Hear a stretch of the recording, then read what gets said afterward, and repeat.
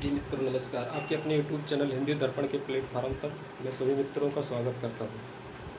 मित्रों कुछ दिन से शिकायत आ रही थी कि सर आवाज़ नहीं आ रही, थोड़ी टेक्निकल प्रॉब्लम है, इसके लिए हम क्षमा चाहते हैं। कुछ दिन में इसका हम सुधार कर लेंगे, ठीक है। हम लोग जैसा देख रहे हैं एक कदम सफलता की ओर आगे बढ़ रहे हैं। बीएड हमने जैसे कि मैं कल बताया था कि बीएड के लिए कुछ मित्रों ने हमें फ़ोन या मैसेज भी किया था कि सर बीएड के लिए कुछ बता दीजिए। इसलिए हम बीएड की आगामी परीक्षा को देखते हुए विगत प्रश्नों को हल करते हैं, ठीक है। आइए देखते हैं आज हम लोग बीएड के लिए क्या ये आप लोग लाइक सब्सक्राइब शेयर जरूर करें। आप ही लोग मेरे मनोबल हैं। जी मित्रों, अब देखते हैं हम लोग कि उत्पत्ति के आधार पर स्वर, जैसे देखिए उत्पत्ति के आधार पर स्वर कितने प्रकार के होते हैं, इसका हम लोग अध्ययन करेंगे। जैसे ह्रस्व दीर्घ प्लुप्त और संयुक्त स्वर होते हैं। ह्रस्व स्वरों की संख्या कितनी? 4 होती है। दीर्घ स्वरों की संख्या जी हाँ 3 होती है और संयुक्त स्वरों की संख्या 4 होती है। तो दीर्घ स्वर कौन से, संयुक्त स्वर कौन कौन से, कैसे इसका निर्माण होता है, इस सब का हम आज विशेष अध्ययन करेंगे। जी विशेषकर बीएड, वैसे तो हर एग्जाम में काम देगा, लेकिन बीएड के लिए मोस्ट इम्पॉर्टेंट है। देखते हैं फिर इसके बाद हम लोग कुछ क्वेश्चन आंसर भी शामिल करेंगे। विगत वर्षों परीक्षाओं में आया हुआ है बीएड के, उसको हम लोग देखते हैं, ठीक। अब देखते हैं उत्पत्ति। उत्पत्ति के आधार पर, उत्पत्ति या जन्म के आधार पर स्वर, उत्पत्ति या जन्म के आधार पर स्वर। जी हाँ मित्रों, उत्पत्ति या जन्म के आधार पर स्वर कितने प्रकार के होते हैं? तो 3 प्रकार के, ह्रस्व दीर्घ प्लुप्त और संयुक्त, 3 स्वर ही होते हैं। जी हाँ आप सही सुन रहे हैं। उत्पत्ति या जन्म के आधार पर स्वर 3 प्रकार के होते हैं। तो देखते हैं तो तीनों कौन कौन है? 1 2 1 3। ह्रस्व स्वर, ह्रस्व स्वर। नंबर 2 क्या है? दीर्घ और संयुक्त स्वर। दीर्घ स्वर और संयुक्त स्वर, संयुक्त स्वर, संयुक्त स्वर। अब ह्रस्व स्वर में कौन कौन से स्वर आते हैं? ह्रस्व स्वरों की संख्या 4 होती है और दीर्घ स्वरों की संख्या 3 होती है, लेकिन संयुक्त स्वर 4 होते हैं। जी हाँ परीक्षा में देख सकते हैं 4 3 4, इनकी संख्या 4 होती है। और दीर्घ स्वर कौन कौन से? जिन स्वर का वर्षों से जन्म हो, जिन स्वरों का 2 वर्णों से जन्म हो या ह्रस्व समान स्वरों के योग से होता है, उसे दीर्घ स्वर कहते हैं। ह्रस्व स्वर किसी कहते हैं? जिन स्वरों का जन्म का आता पता ना चले उसे ह्रस्व स्वर कहते हैं। जिन स्वरों का जन्म का आता पता ना चले उसे ह्रस्व स्वर कहते हैं। हम लोग ह्रस्व स्वर,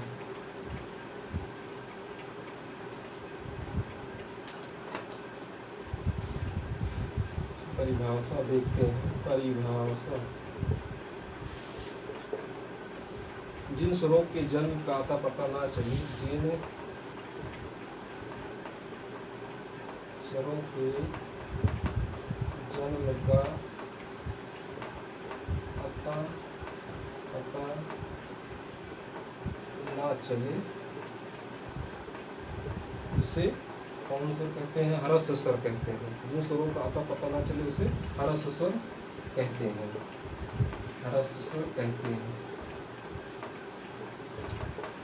ह्रस्व स्वर में कौन कौन से आते हैं? जैसे ह्रस्व आ, ह्रस्व ई, ह्रस्व उ और री ह्रस्व, इनकी संख्या सिर्फ 4 होती है। ह्रस्व आ, ई, उ और री, आ, ई और री, इसकी संख्या सिर्फ 4 होती है। जिन स्वरों के जन्म का आता पता ना चले उसे ह्रस्व स्वर कहते हैं। आइए हम लोग दीर्घ स्वर देखते हैं। दीर्घ स्वर,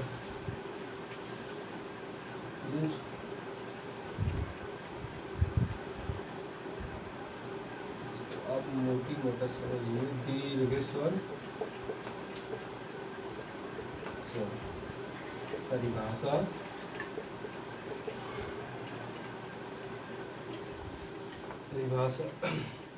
कि जिन स्वरों का या जिन स्वर वर्णों का जन्म दो ह्रस्व स्वरों से होता है, जिन स्वर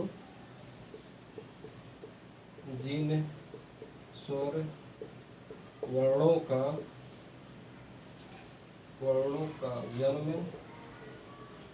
का जन्म दो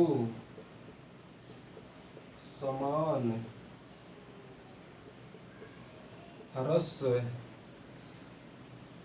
स्वरों के योग से हो,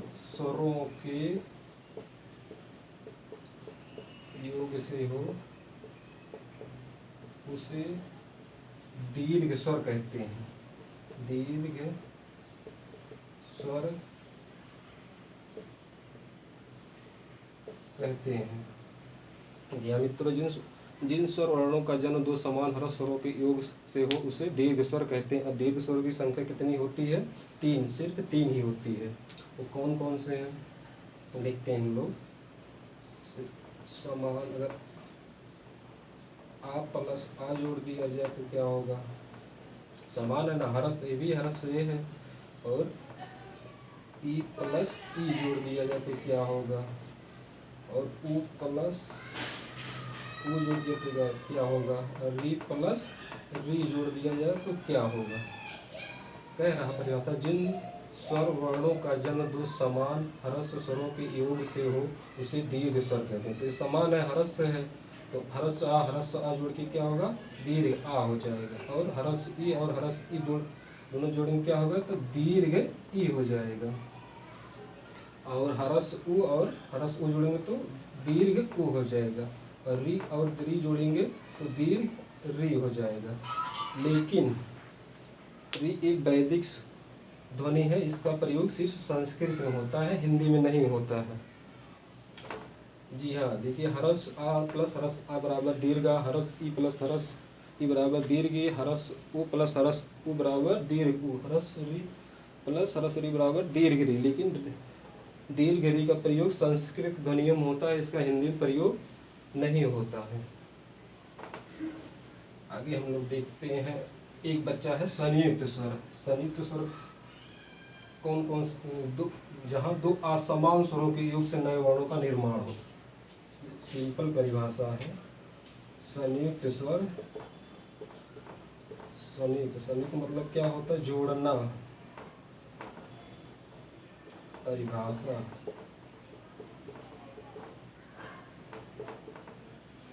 क्या कह रहा? जहाँ दो असमान स्वरों के योग से नए वर्णों का निर्माण होता है। जहाँ दो असमान स्वरों के योग से नए वर्णों का निर्माण होता है उसे संयुक्त कहते हैं। परिभाषा ही संयुक्त अर्थ होता है जोड़ना ही होता है। जहाँ दो असमान, समान नहीं, असमान नहीं रहेंगे, असमान स्वरों के योग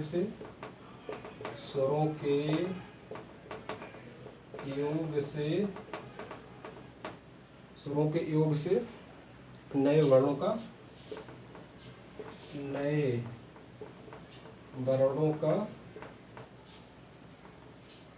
जन्म हो या निर्माण हो।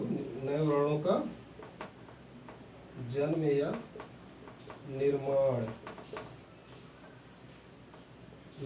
हो उससे संयुक्त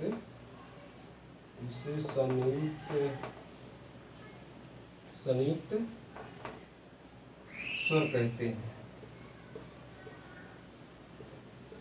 संयुक्त स्वर कहते हैं।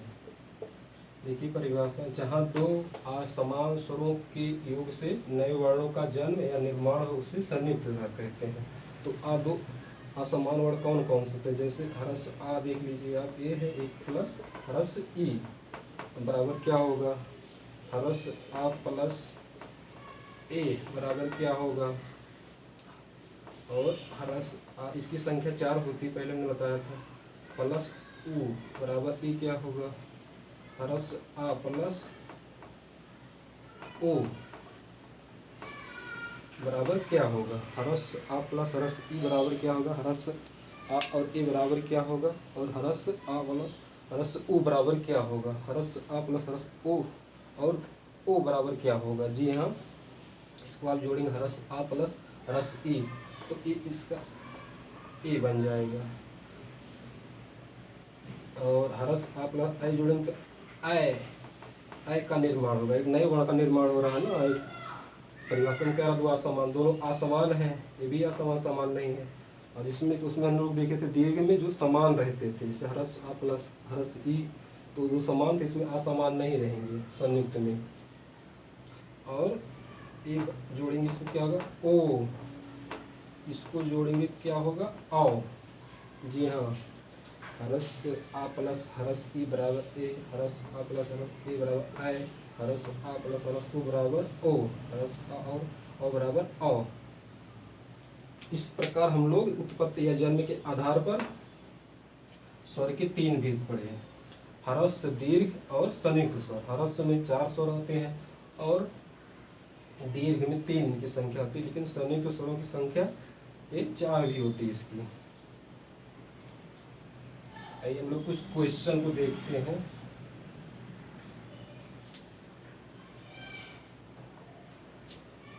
जैसे क्या कबीश्वर में कौन सी प्रश्न और उत्तर।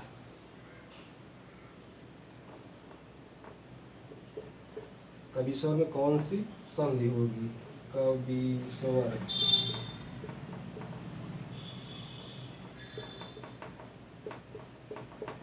कौन सी संधि है, तो इसका उत्तर क्या होगा, कबीश्वर में कौन सी संधि है, तो दीर्घ संधि होगी। इसका एक प्रतीक है दीर्घ संधि का, जहाँ बड़ा आ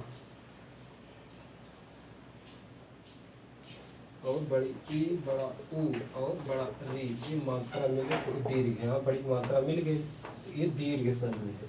नॉर्मल पहचान के लिए दीर्घ संधि।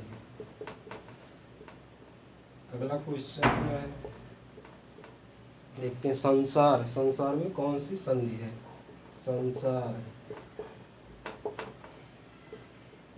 में कौन सी संधि है। जी हाँ, संसार में कौन सी संधि है, इसका समधन सार होगा, तो ये व्यंजन संधि में आएगी। उत्तर क्या होगा इसका, समधन सार होगा। व्यंजन संधि 3 प्रकार की होती है, स्वर, व्यंजन और विसर्ग।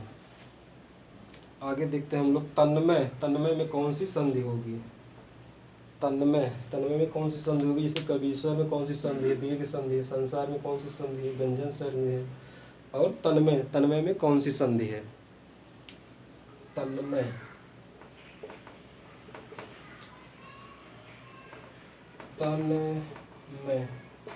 में कौन सी संधि है, कौन सी संधि है, क्वेश्चन मार्क लगा दीजिए। तन्मय, तो ये भी व्यंजन संधि के अंतर्गत आएगा। तत्व धनमय हो जाएगा, तन्मय व्यंजन संधि, व्यंजन संधि होगी। जी हाँ, तन्मय में कौन सी संधि है, तो व्यंजन संधि है। तन्मय में कौन सी संधि है, तो व्यंजन संधि के अंतर्गत आएगा। आगे हम लोग देखते हैं क्वेश्चन को।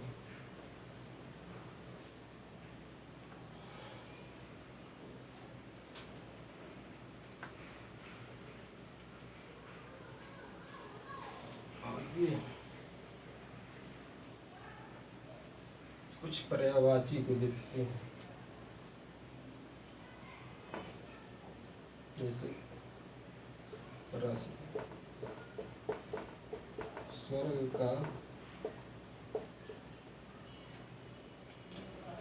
का पर्यायवाची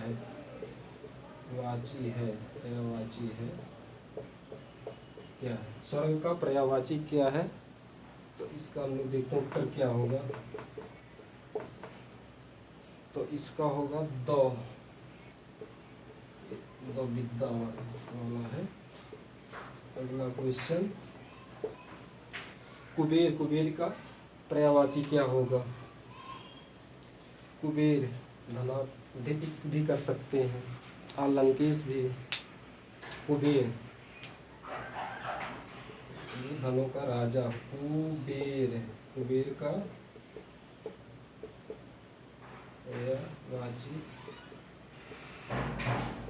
क्या है?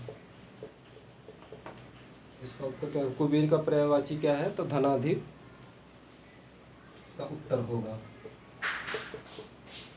धनाधिप, धनाधिप,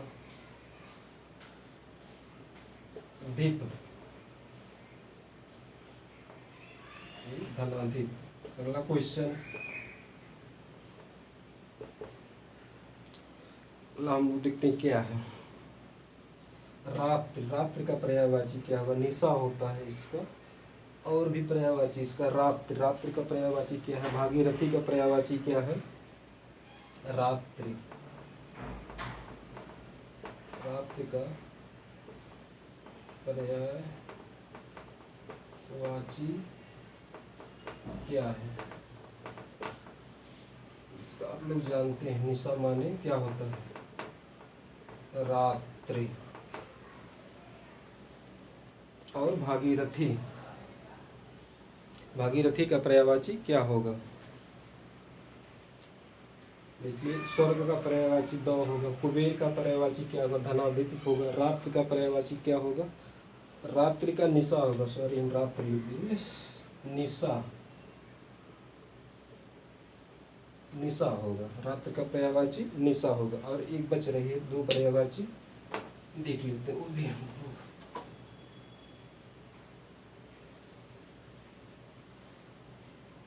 एक भागीरथी,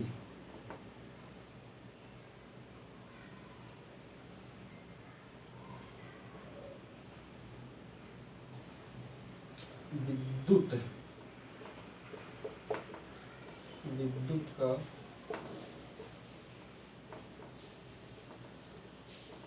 पर्यायवाची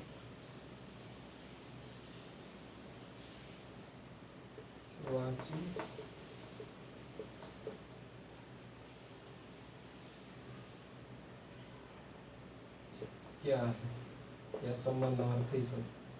विद्युत, विद्युत इसका चपला भी होता है, दामनी भी होता है, चपला, दामनी भी देख इसका होता है विद्युत का। और कुछ विलोम हम लोग देखते हैं, जैसे सामंजस्य का विलोम क्या होगा? ओजस्वी का विलोम क्या होगा? और क्रोध का विलोम क्या होगा? उत्तेजित का विलोम क्या होगा? देखते हैं। सामंजस्य, सामंजस्य का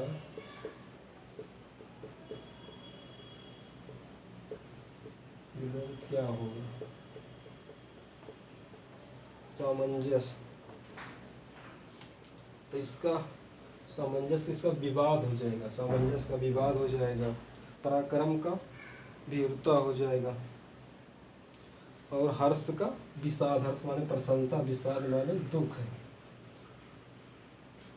सामंजस्य का विलोम विषाद, उत्तर क्या होगा इसका? विषाद।